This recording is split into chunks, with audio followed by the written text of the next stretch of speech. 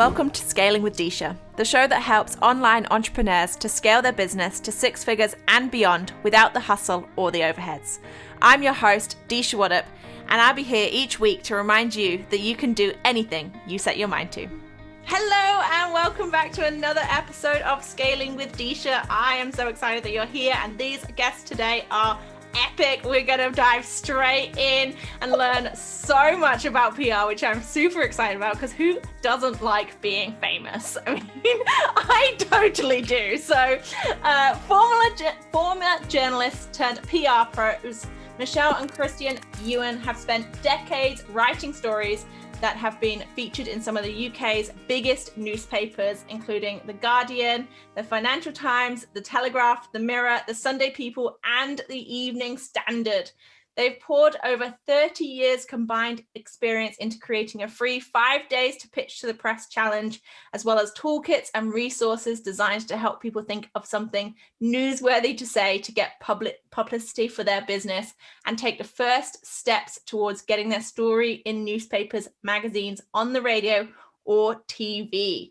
How freaking exciting! Thank you so much for joining us. I'm so glad that you're here. Oh, we're excited to be here. It's just like, honestly, one of our biggest joys at the moment is talking on podcasts and just connecting with new people. So we are just super grateful for this opportunity. Thank you. Absolute pleasure, Disha. Thank you very much for having us. Looking forward to it. Thank you. So anything you can expand on, tell us more about you guys, your duo. Tell us about what you've done with your clients recently. Sure. Oh, yeah. Would you like to start, Michelle? Yeah. So I think the cool thing about myself and Christian is that we actually met each other in the newsroom. We were like the journalists working on connecting news desks way back in our 20s.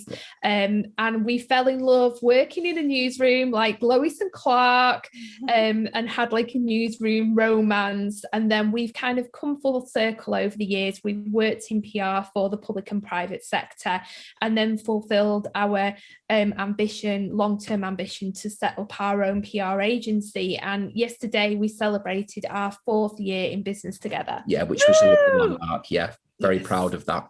Yes, well done. That's Thank you very much. Yeah, it's been I think the past 12 months in particular has been a massive period of growth, like many people. Our whole business model has had to change rapidly in response to the COVID pandemic, but what has happened is that we've been able to scale up massively in a really short period of time, and we've recently hit over 1,000 business owners that we've helped and supported to take their first steps to getting into the press. Yeah, so there's lots of people out there now implementing our knowledge and expertise to help themselves get that coverage that they want and deserve, and just identifying story ideas that they've already got existing within their companies. So it's been a really lovely thing to be able to help with. Amazing. That is epic. That's such a big milestone, 1,000 people to be able to say you've helped. That's awesome. What has it been like over the last 12 months? Have you always worked at home together, or have you been stuck together because of COVID? How have you found that? Yeah, well, we have worked together. So as Michelle mentioned, we did meet in the newsroom. Then we went off and had separate careers. So we both got into public relations. Then I had a stint in publishing, and then Michelle had a stint as well, self-employed, working as a sole trader, starting her own social media and marketing business. But then in 2017, that's when we came together to fulfill our collective dream, which was to be our own bosses and run our own company together. So we do work with each other day in, day out. And yes, we're married as well. So we do spend a lot of time with each other, to the point where people do pretty much say that we are one and the same person, or joined at the hip. But we love that. We make it work. We're very good at compromising, very good at listening to each other and respecting each other's separate abilities and bringing them together in a way that works. Yeah, we were working from home well before the pandemic, so it wasn't particularly a big shift for us, but ultimately, obviously not being able to get out and see people and speak to clients in person was the biggest thing that we had to get used to. I think it's been it's been a strange year, hasn't it, when we've had to stay inside. And I know a lot of couples that have either become stronger or have distanced themselves as well. And with having a business that's been growing massively as well, it's really good that you guys have been able to come together and grow your business and have that success as well. Do you think there was something in particular that has helped you scale or grow over the last 4 years? I would say the thing that most rapidly changed for us was the pandemic, because that was the key moment when we literally, the day that the UK went into lockdown, we lost 85% of our clients. So that was March 2020. March 2020. Yeah. We literally had the phone ringing all day with people saying, really sorry, but we work in retail, we work in manufacturing, we work in restaurants, we're not going to need PR. So we were, by the end of the day, we were literally down to like 15% of our clients left. So we very, very had to quickly make a decision. Are we going to go under, or are we going to fight for this?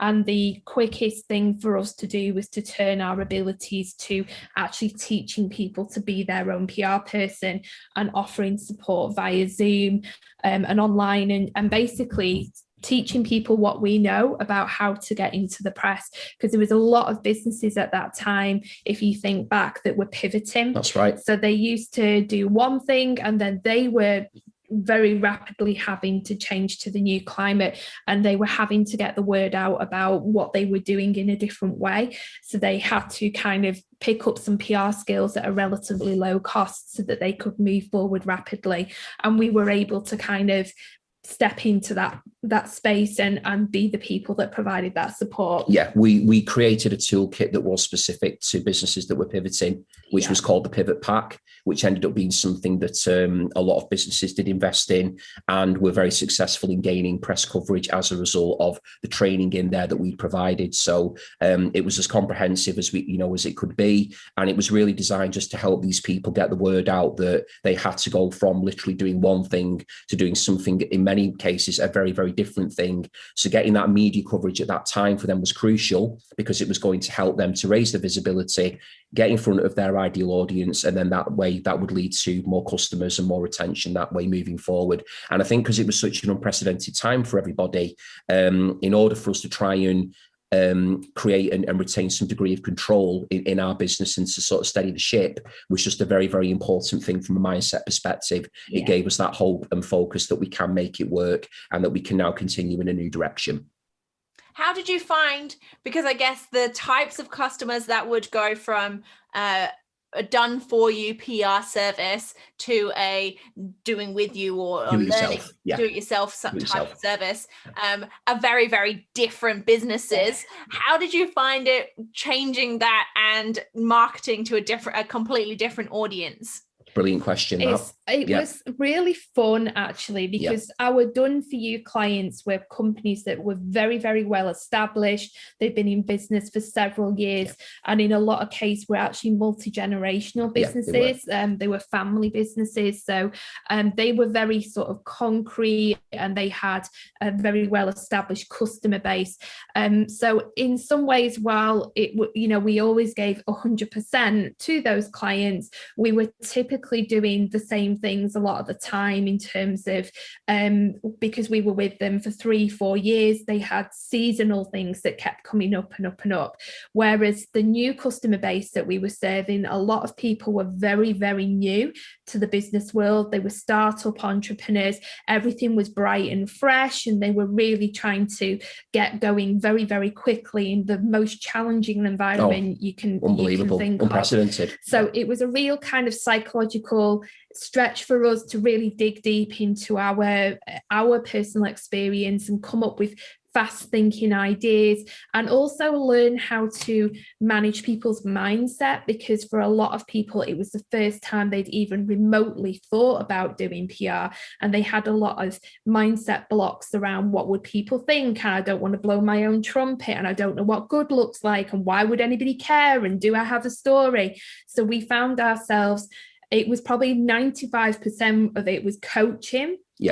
And then 5% of technique, just to help people get their story over the line. So it was a really beautiful stretch for us to really dig deep and find something in ourselves that perhaps we always knew was there, but we were, I guess, almost comfortable in our done for you service model. And it really took a massive shake up for us to see that we could work in a different way, and not only work differently, but actually really enjoy that change. That was the crucial thing. We did really manage to find enjoyment and fun in a period which for us could have been quite a daunting thing, but we trust in each other implicitly. We have that strength, that comes from not only being business partners, but husband and wife. We were there to lift each other up. There were days when one of us needed the other to give each other that little bit of confidence, just to say, look, we know that we're on the right track here. We've never doubted our abilities, but we were just embracing so many different things at once. The whole sort of pivoting into being in front of the camera, for instance, and delivering coaching rather than always being in the shadows, which for a lot of PR professionals, you're kind of there working behind the scenes and everybody else is front and center. And suddenly we were those people front and center, hearing our voices more than we'd ever heard them before, and seeing our faces more than we'd ever been seen before. At a time when we couldn't even have any personal grooming. Yeah. Like getting used to Zoom and constantly looking at my eyebrows. And... I looked like Grizzly Adams for a while. I had a 2-foot beard and hair everywhere. But, it was one of those things where everybody was in a similar position, and we just embraced it. Continued to trust in what we were doing, started to get fantastic feedback, which is always a great thing. When you've got people telling you, that you're on the right path and they're getting results, and you can see that they're getting results as a result of what you're teaching them, then that is a huge incentive. And we just kept going and going from there. And it's incredible to think that we're now already more than 12 months on from the start of that journey. And did you use PR when you launched your done with you do-it-yourself service? No, I think like any agency owner, we always think about our own PR last, because we were we were so rooted in we had to learn Calendly and Zoom and Active Campaign and all these different outsourcing stuff as well, outsourcing tech and getting to grips with the actual technical job of delivering coaching online, that we were so fixated on that. I think it's only been in recent months actually that we've picked up our own PR piece. We've been on like BBC Radio 4, and we were in the Metro UK newspaper, and that's again part of our own strategy going forward, is to be more visible in PR ourselves. But we were just so rooted in rebuilding the business at the time. And prior to that, our bread and butter was copywriting and getting other people in the press. It wasn't about us getting in, it was we were paid to get other people in. So it just wasn't something that we thought about. And our reputation just spread through word of mouth and the website, really. People would just refer other people on because they'd worked with us, saw that we were this, duo that did what we did, and it went from there. So there was a lot of change, but we did it, and we're happy to be here, and we feel very blessed to be here as well. There's so much to learn, isn't there, when you start a new business or even transition into coaching and the online space. It's such a vast difference to what the corporate world is and such, especially if you're working with those corporate clients before moving to online. It blows my mind. And when people start a business, and I see it a lot when they come to me and they've just started a new business and they're like, I want to be like you. And I'm like, I am 5 years into my journey. Start at day one.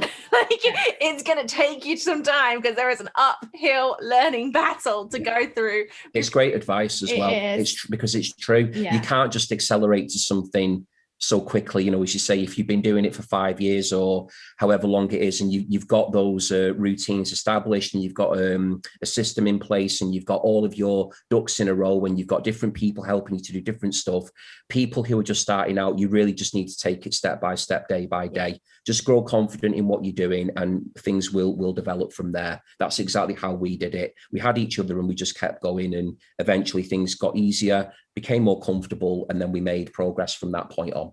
Yes, I love it. So what do you think you can share with us and the listeners around what they can start to implement if they're brand new, or if they've been using PR, or even if they've had a done for you service in the past but are now looking to go and do it themselves? What is the first step in this PR thing? How do you even start? Yeah. That's such a good question. And it's the most exciting time, honestly. I think even if you've had PR before, most people we talk to, it tends to be like in the distant past, like they've kind of done it that one time, but almost treated it like a bucket list ambition, like I want to be in the paper, big tick, and I'll just move on and forget about it.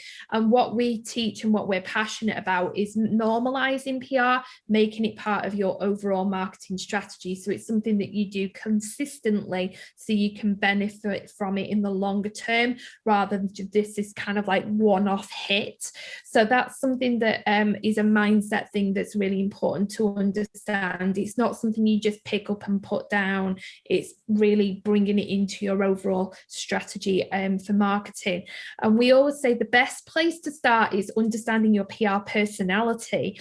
And what we mean by that is, where do you naturally feel comfortable? So it might be that you're a person who feels really comfortable writing social media posts or with the written word, where you've got time to sit and craft something in your own, your own space and really think through the words that you want to choose, and that's your happy place.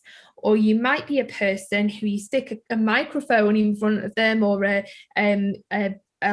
smartphone, and you can go onto Facebook Live and you can talk till the cows come home, and you feel super comfortable on camera or audio on something like Clubhouse. So we always say, to take the stress out of PR, lean towards the direction that feels most comfortable for you. If you know you're happy speaking and talking, then aim for radio and podcasts and TV. Or if you're a person who likes to use the written word, then go for newspapers, magazines, online, guest blogging, online things, so that you're not kind of wrestling against your nature at a time when you're really starting to just put your toes into the pond and experience PR for the first time. And it is such a fascinating thing that we've learned, because we have talked to people who, for instance, really do not want to be using their time writing an article, for instance, or creating something.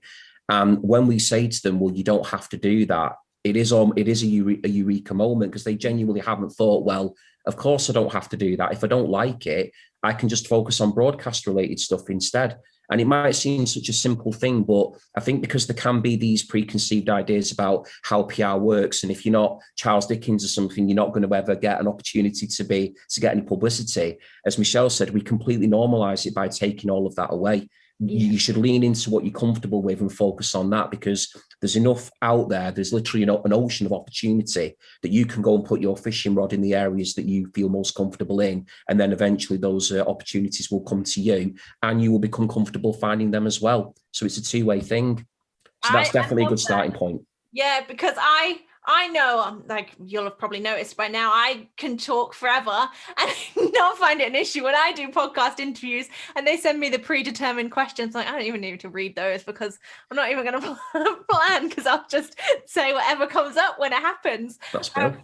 But I have clients that are like, oh, can you read over my answers for these podcast interview questions? Because they'll stress so much about what they're going to say and how they're going to say it and things like that when they're going live. Whereas for me, sitting down to write something, I'm like, I can tell from my website that I don't update my blog very often, because I can't sit down and write long enough. But get me on a live, I'm like, yeah, whatever, I'll talk forever. And then 20 minutes have passed. Oh, okay. But you've made your key points, and most importantly, you will feel most happy, most comfortable. You'll be the best version of you, because you're operating in a medium that is natural for you. So don't put yourself in a situation that feels uncomfortable. We talk about it. The way we teach it is, you are all on a comfortability curve. Okay. So there'll be somewhere on that curve where your happy places. And over time, you can build in some stretch goals. So for example, if right now you're quite comfortable on Clubhouse, then perhaps a natural moving point on from there would be radio. Or if you're quite comfortable blogging for your website, writing, then a natural point might be to submit a pitch to your local newspaper that's written. So it's just understanding what makes you feel good now, building in that stretch goal, and just trusting that you can still get PR by leaning into your own personality rather than telling yourself that PR has to look like X, Y, Z. Yeah, that's the secret formula. It really is. You don't have to do something that doesn't, if it makes you feel uncomfortable, you don't have to do it. Yeah. I love that. Yeah, that's awesome, I think, because there's so many different entrepreneurs and different styles of people that being able to do something that aligns with them and their values and the way that they project themselves. So a lot of people have a real issue with getting on videos, for example. And so if they can do something that's different, it's going to make it so they actually do it, right? Because that's what it's all about. That's is what actually it's about. doing it. It's taking action. Because if you force yourself to do something that feels totally out of your comfort zone, that's going to make you cringe and just feel inadequate and all these negative emotions, you're just going to leave it on your to-do list forevermore. Whereas if you just find that little jumping off point that's a little tiny bit outside of your comfort zone but still in your center of power, then you are much more likely to take action. Couldn't agree more. And how do you find these people, whether it's a blog or a radio or TV? How do you find the people that you need to speak to submit your ideas or your pitch? That's a really good question. So there's two types of PR that you can do. So I just want to talk about these because this is a really good educational opportunity for people to understand where they might naturally lean into. So there's reactive PR. Now that is when a reporter or a broadcaster, typically at a national level or a regional level, will put out an appeal for a person to talk about a particular subject that they are writing an article on.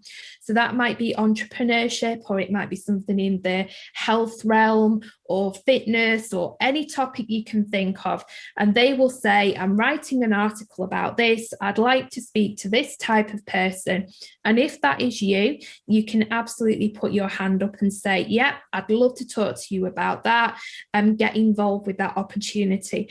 That's the quickest, fastest route to the nationals, because it tends to be national journalists who use things like hashtag journo request, which is JOURNOREQUEST. If you check out that hashtag on Twitter on a rolling 24-hour basis, you will see opportunity after opportunity from reporters and broadcasters looking to speak to people. And you can kind of cruise that hashtag and look out for things that feel like a good fit for you. And another platform you might want to consider is Lightbulb, which is an entrepreneur and a reporter hangout. So basically, once again, reporters and broadcasters will hang out on Lightbulb and they will say, I'm looking for this type of person. And if you're a good match, then you can contact them and say, I'd love to be involved. How do we move this forward? So Lightbulb is, obviously journo request is free on Twitter, whereas Lightbulb is a nominal fee of something like £5 a month. And just to say, we're not affiliated to that in any way. We just know people who've used it and it's worked for them. Yeah, they've just fed back good words to us about it as a platform. Yeah. So that's the reactive side. And then there's the proactive PR approach as well. Yeah. So proactive PR is when you actually take it upon yourself to pitch a story idea to a member of the press. Now, it's really, really important when you do this that it is actually a newsworthy story idea. You can't kind of wrap up an advert in secret material and hope nobody will spot it. Reporters are very intuitive and they know when someone's trying to pass off an advert as a story idea. So it's really important that you focus on what is the newsworthy aspect of what I'm trying to say here. And in terms of looking for places to pitch, you can start local. So you might want to start with your local newspaper, again, to kind of gain confidence and practice the pitching technique. Or you can look at specialist magazines or journals, or you can look at national newspapers, there's radio stations, there's podcasts. So you will have to do a degree of researching, but something like if you go to magazines.co.uk, there's over 1,000 magazines on there with every different kind of interest and speciality you can think of that you can proactively reach out to and put your story idea across to them. Yeah. So hopefully that's two useful ways of how you can approach PR from the reactive side and the proactive as well. Yes. With the, what did you say? Lightbulb.com. The light bulb, yeah. Yeah. Do you think there is another level of commitment from those that are posting on there if you're paying for it, as opposed to the Twitter? Is that more beneficial, do you think? Because I know every man and his dog responds to some of those journo request ones. Yes. On Twitter, for example.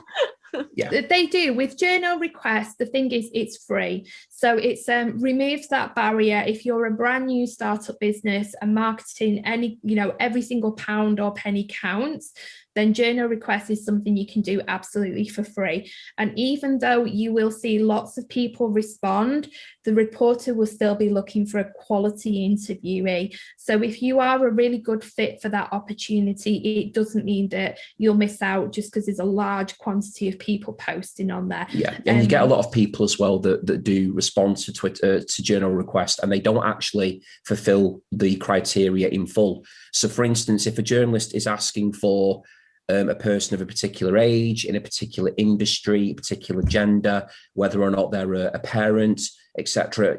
Sometimes to only have 2 of the 4 criteria might not make you the full package for that particular story. Whereas if you do literally tick off every box that has been given for you to fulfill, you have got a far greater opportunity to be considered for that particular opportunity. So it is definitely worth investing the time, but making sure that when you do respond to a journal request, that you are fully fitting that criteria before you spend your time getting kind of sites up and getting prepared to send your, almost throwing your hat into the ring. Make sure that you do fit the criteria. And I would say with Lightbulb, just to answer your question, obviously anything you pay for, you are more likely to be invested in. Of course, yeah. So £5 for I think it's a monthly subscription. It's possibly the cost of a fancy coffee, but it's still something that you've actually paid for. So you may be more inclined just to give yourself that accountability to check in. Whereas something like journal requests, because it's free, you can kind of trick your brain into thinking, I can just do it anytime. I'll just keep putting it off and I'll keep putting it off. Yeah, but it's great to do them both in tandem or either or if possible. Yeah. Because there's so many opportunities. And how do you decide what your story is? Because so many people are like, well, I just have this service or I just have this offer that I want to sell and I don't know if I have a story. And so many people come to me and say, I don't have a story at all. I think everybody has a story, but how do you decide what is useful to the press as a story? What a good story looks like. Yeah. Do you want to start, Michelle? I can add on. We created a free download, 20 story ideas that are applicable to any business owner, whether you're brand new in business or you've been into business, several years. That is completely free. And we will share a link if that is of interest to anyone. And that's really just to get those creative juices flowing and really start to look at yourself, how other people look at you, because you will find that you can naturally spot stories for other people. They'll tell you things and you'll think, oh gosh, that's interesting, or that's different, or that's exciting. But for you, it can be, you kind of have your story blinkers on. It's hard for you to see yourself how others see you. But we always say to our golden rule with storytelling is to put humans first, people first strategy. So not the product, not the service, it's the people, and most likely you as the business owner at the heart of the story. And very popular stories that work time and time again, you can pick up any newspaper, magazine, and you'll see this particular story told over and over again is, what did you used to be versus what do you do now? There's that kind of pivot story, and particularly during the pandemic has been so newsworthy. People want to know, how did you become the business owner that you are today? And the beautiful thing about that particular story is you get to share your why, so people can connect with you on a values basis. They'll want to get to know, like, and trust you because they're invested in your story versus feeling quite ambivalent about a product or a service or something quite abstract. Because we know that people buy from people, so the more that you can show of yourself, the more connections you can make in terms of your interests, things that you're passionate about, causes that you support, then you are much more likely to be memorable. And when someone does need the product or service you sell,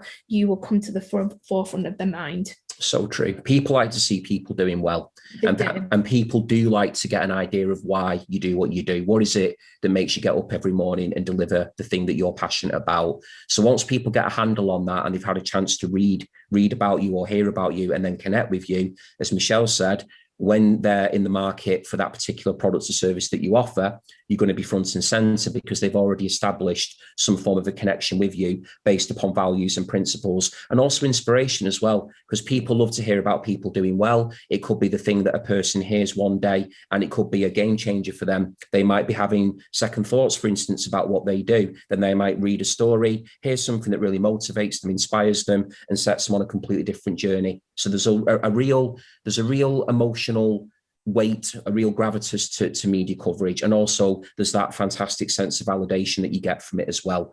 To have credible news outlets, covering your story and talking about you is fantastic for validation and for your own mindset.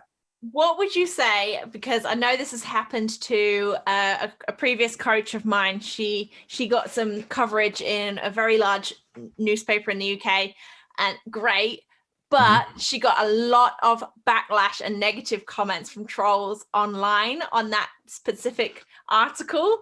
What would you say to people that are, obviously that's going to be a thing, I guess, generally, if especially if the article is online as opposed to in print, how do you handle that side of things? So what I would say about that is, if you look at any news story, there is a percentage of people in the comments who are coming to that with a negative attitude. We see keyboard warriors, keyboard trolls who literally use their spare time to just be quite obnoxious and nasty online. And very often it's not even personal to that particular story. It's just an outlet for them to vent or be quite unpleasant. That's not to say that doesn't hurt or it doesn't feel anxiety inducing when it happens to you, because we're trained to internalize things. We think, oh my gosh, somebody said something nasty, it must be a true reflection of me, and you can kind of go down into that spiral. What we would say is, if you are a business owner, this is a great way to select out people who are not your ideal customer. You're never going to sell anything to them. They're never going to commission you. They're never going to want your product or program or service. And that's fine, because that means you can focus on the people who did respond positively and they have formed some degree of emotional connection to you. So it's really important to focus on the fact that it's a good filtration system to get the, people you don't want to work with out of the way. But that's also important to develop some emotional resilience, some ability to cope with negative interactions. So it's not going to harm your sense of validation or your peace of mind, and you're going to be able to walk away from that with more positive feelings than bad.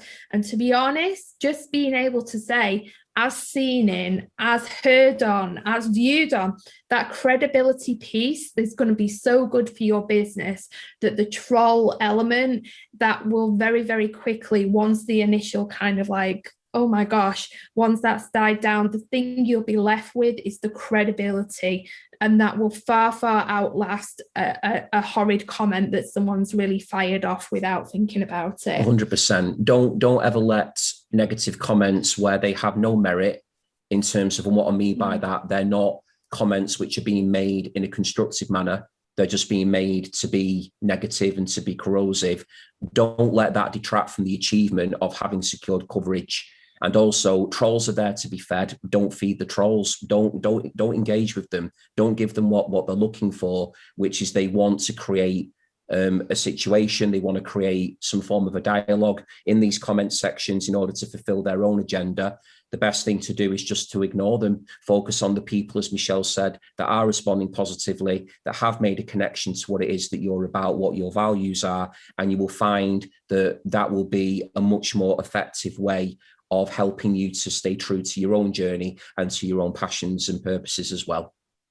I love that. And I always tell my clients to celebrate the trolls because I'm like, it means you're getting visible and pissing people off. Yeah, definitely. If you're pissing enough people off, then that your people are going to generate towards you as well. So we like pissing people off. Yeah. And as Michelle said, it is a filtration system. I think that's a really good way of putting it. You know, you will find your own tribe. You will find people that want to be in your world. You will be in their world.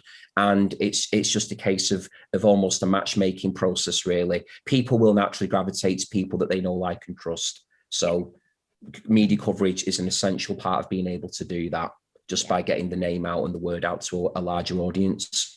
I love it. You guys have been a fountain of knowledge. And I'm like, I've got so much to do after we finish this podcast.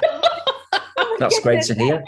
Write loads of notes and get stuck in. So thank you so much for joining us. I just have my 3 random questions. Oh, exciting. Okay. Do we get to answer them each, or is it one each, or how do we do it? You can both answer each one. I mean, might have the same version, same answer. Might do. Yeah. We'll try not to finish each other's answer. What do you do for fun? Oh, I watch shark films. Shark? Yeah. Michelle I'm obsessed with shark films. Yeah. I love like Jaws and The Meg and all that kind of stuff. I'm just like, everyone always tags me in on Facebook on posts about shark films. I don't even know why I'm obsessed with them, but I like to chill out to a good shark film. Like a documentary or? No, like a really cheesy, the worse the film, the better. Just like, I love like terrible shark films. Sharks, running rampant in supermarkets, that type of thing. Sharknado, that sort of stuff. The bigger the better for Michelle. So yeah, shark movies. I love to. I'm a big music fan and I'm a musician. So for fun, I love to sit and play my guitar.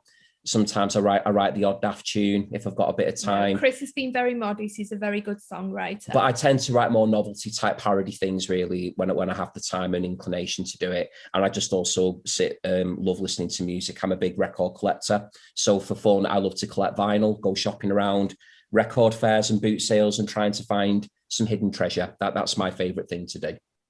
Awesome. I know there's some fantastic record stores in Northern Core in Manchester. There is indeed. We're very lucky where we are, aren't we? Yeah. What does freedom look like for you?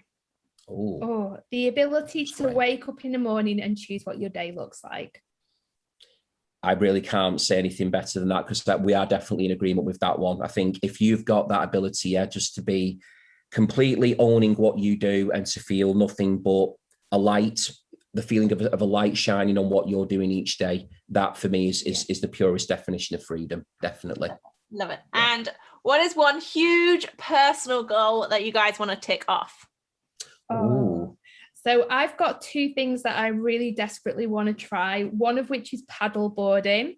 I've been reading a lot about paddleboarding and I've got terrible balance and I'm quite sure I'd be the first person in the water, but there is something about it that I'd really like to give it a go.